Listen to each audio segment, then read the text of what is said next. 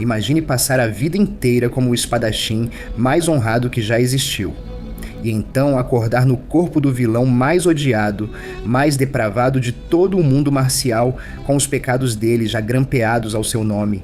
Aqui está a pergunta que corre por baixo de cada capítulo. Quando um homem genuinamente bom é despejado no corpo de um monstro que todos já odeiam, um herdeiro mimado e cruel de um culto da morte, ele limpa a reputação. Ou percebe que ser temido como um lunático é a arma mais útil que ele já segurou? No fim deste recap, você vai saber exatamente qual escolha ele faz e por que ela o transforma em algo muito mais perigoso do que um herói. Este é I Reincarnated as the Crazed Hare. Vou te guiar pela história inteira, do começo ao fim. Vamos nessa! Para entender o corpo, primeiro você precisa entender a alma que cai dentro dele. Seu nome é Jagak Young, e no mundo marcial ortodoxo, as chamadas seitas virtuosas, a aliança de escolas justas que se apresentam como a espinha moral da Terra, ele é o mais próximo de um herói perfeito que aquele mundo já produziu. Eles o chamam de finalizador de 10 golpes. O título não é poesia, é uma medida. Quem enfrenta Jagak Young, por mais talentoso, por mais celebrado, cai dentro de 10 trocas. Um 11º golpe nunca foi necessário. Ele é filho do líder da grande aliança marcial, a grande coalizão de seitas retas, o que faz dele não meramente um prodígio, mas um herdeiro. O homem que todo o mundo ortodoxo espera que um dia herde sua liderança e carregue seu estandarte. Ele é talentoso, é íntegro e é, pela lógica implacável daquele mundo, condenado. Porque no mundo marcial, virtude e brilho não te rendem aliados, rendem inveja. E inveja entre homens que matam com um toque raramente se contenta em permanecer no coração. Jaga Yan é envenenado, assassinado silenciosa e covardemente por rivais que não conseguiam vencê-lo dentro de 10 golpes e por isso escolheram não lutar contra ele. O maior espadachim de sua geração, o futuro senhor das seitas justas, é assassinado antes mesmo dos 30, não num campo de batalha, mas por homens que sorriram para ele e deslizaram algo no escuro. É assim que a primeira vida do herói termina, com uma traição tão mesquinha que chega a ser insultante, e é aqui que a história executa seu truque mais cruel e mais engenhoso, porque Jagak Young não acorda renascido em um mundo mais gentil, recompensado por sua bondade com um recomeço. Ele acorda do lado errado. Ele abre os olhos em um quarto estranho, em um corpo estranho, em um lugar encharcado por um tipo de poder que ele passou a vida inteira sendo ensinado a desprezar. Ele não está mais no mundo ortodoxo. Ele está fundo dentro do território do seu grande inimigo, o culto demoníaco. E o corpo que ele agora veste não pertence a um herói.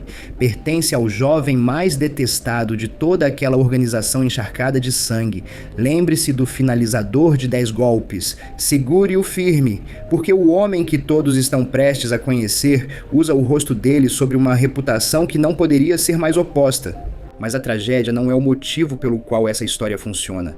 Veja o que acontece quando a alma mais disciplinada do mundo marcial tem que responder pelo pior nome dele. O corpo se chama Cheon Soma, e no culto demoníaco, o culto da luz brilhante, uma ordem vasta, temida, enraizada nas montanhas que o mundo justo considera a própria fonte do mal na terra.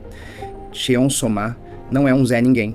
Ele é o herdeiro, o vice-líder, o filho do líder do culto, o segundo jovem mais importante em uma organização que exércitos temem. Ele também é, colocando de forma gentil, uma vergonha. O Cheon Soma anterior era tudo que Jagak Young não era. Mimado ao extremo pela linhagem, embriagado por um status que nunca conquistou, era um vagabundo mulherengo, jogador e brigão. Bonito e inútil, cruel por esporte, sem talento apesar de toda vantagem entregue desde o nascimento. O culto o tolerava só por causa do pai. Todos, do acólito mais baixo ao ancião mais alto, o consideravam em privado uma mancha na linhagem, um constrangimento louco e indisciplinado que um dia se mataria ou arrastaria a ordem inteira para baixo com ele. Ele tinha, a história nos conta com grande satisfação, nada a seu favor a não ser o rosto. Então imagine a colisão. Jagak Young, ortodoxo, ascético, íntegro até os ossos, um homem que construiu toda a sua identidade sobre a honra, Abre os olhos dentro da casca mais desonrosa disponível no mundo inteiro. Está cercado de pessoas que o odeiam à primeira vista, que se afastam dele, que cochicham sobre ele, que esperam uma desculpa. Ele não pode anunciar quem realmente é. Ninguém acreditaria que o santo das seitas justas está escondido dentro do pirralho mimado do culto demoníaco, e dizer isso em voz alta o faria ser dissecado. Ele é um homem bom vestindo a pele de um vilão, no coração do lugar que seu antigo eu jurou destruir. E então algo silenciosamente notável acontece. Jagak Yang não entra em pânico e não prega. Ele observa. Ele é, acima de tudo, um pragmático. Um homem que aprendeu há muito tempo que sobreviver no mundo marcial é um jogo de informação e paciência. Estuda o corpo que herdou. Estuda o culto ao seu redor. E começa a entender a situação com a clareza fria de quem já lutou 1000 duelos. Está sozinho, é odiado e está cercado de assassinos. Mas ele também tem duas coisas que o velho Cheon Soma nunca teve. Tem a mente, a disciplina e o gênio marcial enterrado do finalizador de 10 golpes. E tem uma reputação tão espetacularmente ruim que absolutamente ninguém espera coisa alguma dele. Essa segunda coisa, ele percebe, não é uma maldição, é camuflagem. Aqui está o eixo em torno do qual a série inteira gira, e é genuinamente delicioso. Um herói de reencarnação comum, jogado em um corpo odiado, passa a história tentando desesperadamente provar que é melhor que seu antecessor, limpando o nome, conquistando corações, tornando-se respeitável. Jagak Yang faz quase o oposto. Ele olha para a lenda do herdeiro louco, imprevisível, violento, absolutamente sem contenção, e percebe que uma reputação de loucura é a peça de armadura mais poderosa que um homem fraco e isolado pode vestir. Se todos já acreditam que você é um lunático desequilibrado capaz de qualquer coisa, então nenhum complô contra você é seguro, nenhum insulto é grátis, e nenhum inimigo pode ter certeza de até onde você vai. Então ele não apaga a persona. Ele a atualiza. Mantém a arrogância, a ameaça, o ar de um homem a uma palavra errada de fazer algo terrível e derrama nela a precisão, a técnica e o autocontrole absoluto do maior espadachim de sua era. O velho Cheon Soma era louco e fraco. O novo Cheon Soma é louco e devastador. E essa combinação apavora as pessoas de um jeito que mera força nunca conseguiria. O começo é pura, gloriosa comédia de peixe fora d'água entrelaçada com ameaça. Os anciãos e rivais do culto, sentindo que o herdeiro é tão patético quanto sempre foi, se movem para explorá-lo, humilhá-lo ou removê-lo silenciosamente. Cada um deles recebe uma surpresa horrível. O vice-líder que descartaram como bêbado subitamente se move com economia impossível, resolvendo confrontos em um punhado de golpes, exatamente como um certo finalizador de 10 golpes já fez. Embora ninguém vivo pudesse ligar esses pontos, ele pensa mais rápido que conspiradores que tramam há décadas. Ele retribui crueldade com uma calma e teatral impiedade que, para todos que assistem, se lê como a malícia imprevisível de um verdadeiro louco, quando na verdade é o julgamento disciplinado de um homem profundamente moral escolhendo suas batalhas. Porque é essa a tensão dentro da qual a série inteira vive, e ela nunca a solta. Os princípios de Jagak Yang não morreram com seu primeiro corpo. Ele ainda é, por baixo da performance, o homem honrado que foi assassinado por ser bom demais. Ele não massacra inocentes. Protege os fracos dentro do culto, os ignorados, os intimidados, os descartáveis. Retribui lealdade. Poupa aqueles que não merecem a morte, mas faz tudo isso vestindo a máscara do lunático mais perigoso do culto demoníaco, o que significa que seus genuínos atos de misericórdia são constantemente mal interpretados por todos ao redor como algum esquema mais profundo, mais sinistro. Eles não conseguem conceber que o herdeiro louco esteja sendo gentil. Então assumem que ele está sendo esperto, e ao temer sua astúcia inexistente, entregam a ele poder real. Ele reúne pessoas aos poucos, um guarda-costas rude e temível jurado ao seu lado, subordinados dentro do culto que começam, quase contra a própria vontade, a sentir algo que nunca esperaram sentir por Cheon Soma. respeito e então lealdade.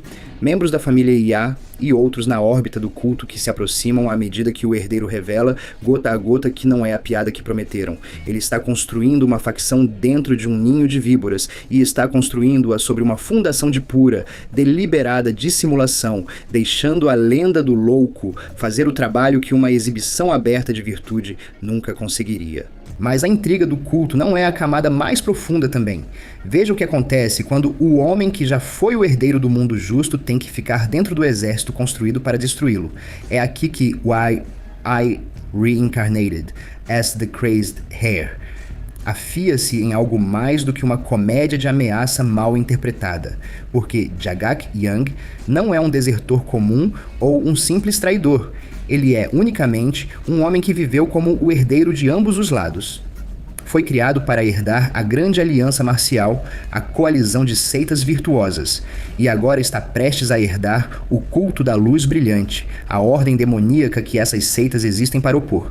Ninguém na história do mundo marcial jamais segurou esses dois futuros dentro de uma única alma. E o que ele descobre, olhando para seu velho mundo pelos olhos do inimigo, complica tudo. As seitas justas que o idolatravam estavam infestadas da mesma inveja e covardia que o assassinaram. O culto demoníaco que ele foi ensinado a ver como o puro mal se revela cheio de pessoas comuns, assustadas, leais, maltratadas, humanas, presas dentro de uma máquina de medo. A linha nítida entre bem e mal que definiu sua primeira vida se dissolve no momento em que ele é forçado a viver do lado errado dela. O mundo ortodoxo não é simplesmente bom.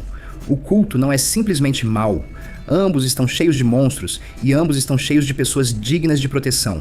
Então, Jagat Young para de lutar por um lado e começa a lutar por um princípio, e faz isso do trono mais improvável e imaginável.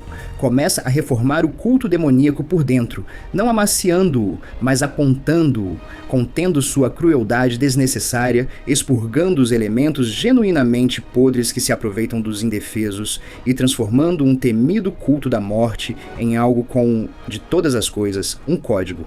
Ele faz isso mantendo a máscara do herdeiro louco o tempo todo, de modo que até suas reformas parecem, para os de fora, a consolidação apavorante de um tirano louco em vez da consciência silenciosa de um santo assassinado. O mundo marcial reage a ele exatamente como você esperaria que um mundo marcial reagisse a um poder ascendente que não compreende. Facções rivais o sondam. As seitas ortodoxas, sua velha família entre elas, observam o novo e estranho herdeiro do culto demoníaco com um alarme crescente, sem jamais sonhar que o homem que os desestabiliza é o próprio herói que elas mesmas falharam em proteger. Dentro do culto, os grandes senhores demoníacos circulam, figuras de imenso poder estabelecido, o tipo de homens que gravaram seus nomes no mundo com sangue. O herdeiro, que já foi motivo de piada, agora é uma peça num tabuleiro lotado de assassinos, e cada um deles está recalculando quanto ele vale, e quanto de ameaça ele silenciosamente se tornou. E através de tudo isso, a pergunta central que a abertura prometeu continua se apertando. O homem dentro do herdeiro louco é bom, a reputação que ele veste é monstruosa. Quanto mais poderoso ele fica, mais difícil se torna dizer onde a performance termina e a pessoa começa. Ele está usando a loucura, mas uma máscara usada por tempo demais tem um jeito de se pressionar contra o rosto por baixo. A história está agudamente ciente desse perigo e deixa Jagat Young senti-lo. A tensão constante e solitária de ser a única pessoa no mundo que sabe que o demônio que todos temem é, por baixo, o herói que todos traíram. Então, o que é Cheon Suma, realmente? Essa é a pergunta que a série Shea inteira foi construída para responder, e a resposta é a coisa mais satisfatória sobre ela. Ele não é o vagabundo mimado cujo corpo herdou. Esse homem se foi, queimado no instante em que uma alma melhor assumiu o volante. Mas ele também não é simplesmente Jagat Young ressuscitado. O finalizador de 10 golpes era uma criatura do mundo ortodoxo, atada por suas regras, no fim destruída por sua hipocrisia. O homem que sai desta história é algo que o mundo marcial nunca teve antes. Um líder que carrega a honra das seitas justas e a liberdade do culto demoníaco ao mesmo tempo, sem dever nada a nenhum dos lados, leal apenas às pessoas que escolheu proteger. O herdeiro louco cresce até se tornar um poder genuíno. A técnica se afia, o gênio enterrado de sua primeira vida ressurge e é refinado contra inimigos que teriam esmagado o velho Cheon Suma num piscar. Ele escala a brutal hierarquia interna do culto não por ser o mais cruel, mas por ser o mais completo. A figura rara que é temida, respeitada e pelo pequeno círculo que verdadeiramente o conhece, amada. A máscara do lunático permanece útil até o fim, mas por baixo dela o culto foi mudado. Menos um antro de monstros, mais uma força com espinha e consciência apontada por um homem que decide por si mesmo o que o mal realmente significa. E a história nunca o tira do anzol moral. Ele mata, ele conspira, faz coisas genuinamente impiedosas e a narrativa não finge o contrário. Este é um culto demoníaco e ele o lidera, mas cada ato de impiedade é pesado contra o princípio pelo qual morreu em sua primeira vida. Ele será temido, não será cruel pela crueldade. Vestirá a fantasia de um vilão e guardará, em algum lugar que o mundo não pode ver, o coração do melhor homem que ele já assassinou. Esse é o truque que o título esconde.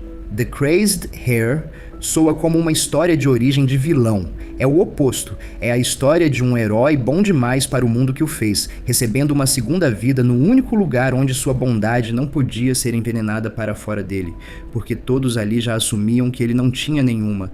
Ele teve que morrer como um santo entre hipócritas, para renascer como um demônio entre monstros honestos. E só como o demônio, ele finalmente se torna livre para ser inteira e incondicionalmente ele mesmo. A premissa absurda, o herói perfeito, acorda como o pior pirralho do culto, é jogada aqui com comprometimento total. Começa como comédia, aprofunda-se em uma genuína meditação sobre reputação, identidade e onde a virtude realmente vive quando você retira o lado em que nasceu. A loucura é real, a honra é real. O milagre da história é que o mesmo homem segura ambas e nunca precisa escolher entre elas. I reincarnated as the Crazed Hair, conhecido em coreano como Mangnani Sogyojuru Hu Hwansengsda, e no Webtoon, em inglês como Reincarnated as an Unruly Hair. Começou como uma web novel de Dae Eun-ho e foi adaptado no manhwa por Zaemu com arte de Jeon Madu. A novela original está completa com bem mais de 400 capítulos, e o Webtoon continua serializando a história para um público internacional em crescimento. Ele pertence à mesma orgulhosa tradição das grandes epopeias de reencarnação do Murin, o regressor jogado em um mundo marcial e forçado a jogar um jogo muito maior que ele mesmo, mas conquista seu próprio canto daquela prateleira por uma inversão inspirada. O herói que é jogado não no corpo de um herói, mas no do vilão, e que é esperto o suficiente e bom o suficiente para fazer a vilania trabalhar a seu favor sem jamais deixá-la possuí-lo. Se você já quis uma power fantasy com um motor moral real por baixo do espetáculo, uma em que o movimento mais esperto do protagonista é deixar o mundo inteiro continuar subestimando exatamente o quanto ele é bom, este é um lugar notavelmente recompensador para passar seu tempo. Se este recap te segurou até o fim, se inscreva. Manhua Recap Vault cobre as histórias que definem o gênero, e a saga do reencarnado no lado errado é uma das reviravoltas mais satisfatórias que a mídia já produziu. Obrigado por assistir. Nos vemos no próximo episódio.